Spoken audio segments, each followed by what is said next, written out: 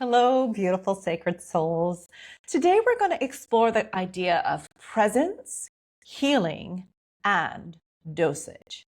How to know what your nervous system actually needs. This is something subtle but essential, and this is a script I've written, but please stay tuned. When it comes to healing and regulation, it's not just about what practices we use. It's about how often and how deeply and when. Because the truth is, the same practice that heals at one moment can overwhelm us at another. The question shouldn't be, should I be present or should I heal? The real question is, what does my nervous system have capacity for in this moment? The real question I think all of us should be asking in any given moment is, what does my body or my nervous system have capacity for in this moment? And how do I learn to listen to the wisdom of my body without fear, without urgency, or without self-abandonment? Presence, in the way many spiritual traditions describe it, it's a form of containment. You notice your thoughts, you feel sensations, and instead of engaging or analyze them, you just rest strictly in awareness. However, from a nervous system perspective, containment says nothing needs to be solved in this moment. This is incredibly powerful, especially when you're feeling overstimulated, when you've had a stressful interaction, when you're feeling emotionally flooded, or when you're feeling tired, sick, or depleted. In these moments, plain presence can be medicine. When we try to heal or process when our system is already overloaded, it can actually increase stress and it can make it difficult to heal. In these instances, containment isn't avoidance, it's wise pacing. However, it is important to understand that containment isn't just enough. How do you know when containment is sufficient? Well, if you practice presence and you notice that your body settles within a few minutes, that's a good sign. If you notice that thoughts naturally slow down and stop repeating, that is a good sign. If you feel more grounded afterwards and less triggered, that is a good sign. There's then no internal pressure to figure something out or to heal.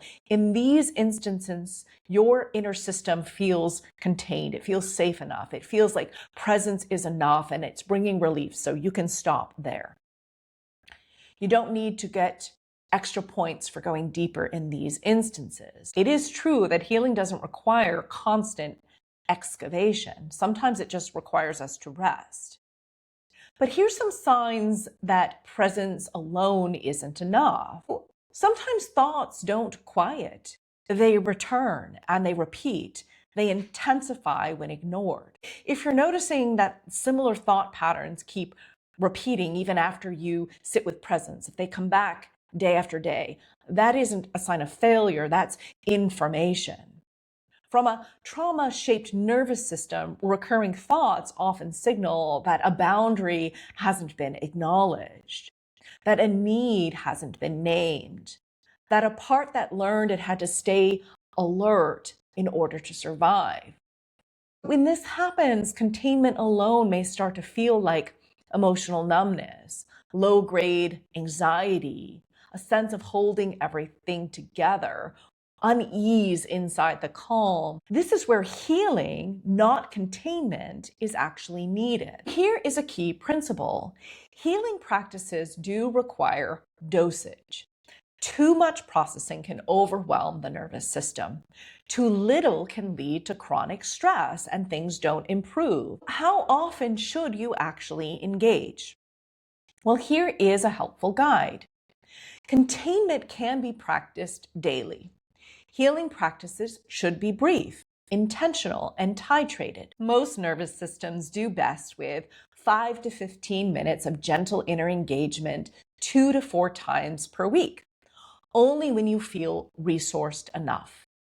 If you feel worse, scattered, or deregulated afterwards, that is a sign that the dosage was too high or it was poorly timed. Healing should lead to more capacity, not less. This is why practices such as mindfulness, meditation, and yoga generally help the system feel more contained because they are practicing nervous system awareness, they're practicing nervous system containment, and your system does begin to trust you over time. That said, your system also wants to make sure that you are paying attention to your needs and your boundaries. It is important to not just do containment, but to also make sure that you're addressing your own inner needs and boundaries. And that's where healing comes in. Whether you choose containment or healing, there is one essential ingredient that is important. This is the missing piece in just straight presence practices or straight containment practices. This is the idea of loving kindness. This is where the loving inner relationship comes in. Containment without kindness can feel like self-abandonment. Healing without kindness can feel like pressure. Instead of, I'm ignoring this thought, I invite you to try, I see you. We're going to choose rest right now. Instead of, I need to fix this, I invite you to try, I'm listening with curiosity and care. From a neuroscience perspective, kindness activates safety circuits. From an internal family systems perspective, it builds inner trust with your parts. When your parts trust you, they stop escalating. They stop repeating in those protective patterns that lead you to feel distressed. Healing versus containment check-in. Let's do a short discernment practice. I invite you to gently bring your attention inward. I invite you to notice, is there something inside me asking for attention in this moment? If you notice a yes, I invite you to ask, do I have capacity to engage with this in this moment? Or do I need to rest? And then I invite you to notice if your body feels heavy, tense, or foggy.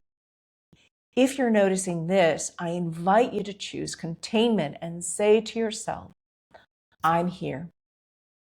We'll come back to this later. If you're noticing that your body feels curious, steady, or open, I invite you to engage briefly, maybe asking, what is this sensation wanting me to know in this moment? What is this thought or this urge asking me to know? And I invite you to listen without urgency, noticing what happens in your body and in your senses. And set a gentle internal limit, like 5 minutes. Maybe pause here and sit with this. When the time is up, I invite you to thank yourself and return to presence. The ending is part of safety. Healing isn't about doing more. It's about doing what's appropriate at the right time. Presence does teach safety. Healing builds inner relationships, which supports our outer relationships.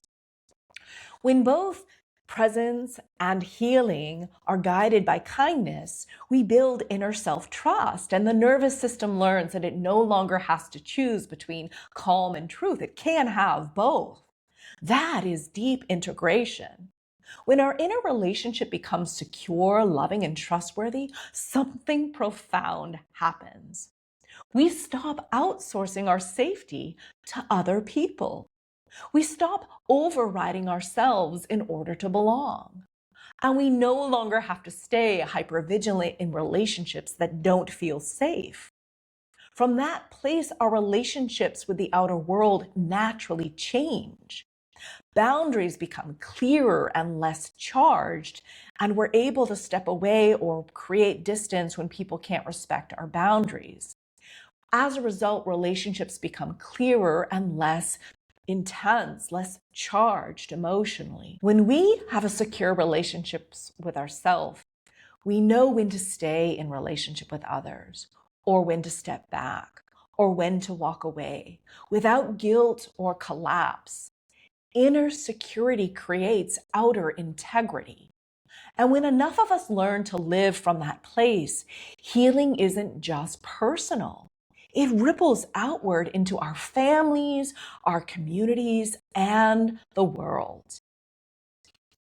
If this teaching resonates and you'd like to go deeper, I explore these themes more fully in my book, The Divine Within, Healing Ourselves to Heal the World, which is available on Amazon and Barnes & Noble and Powell's Books and Walmart.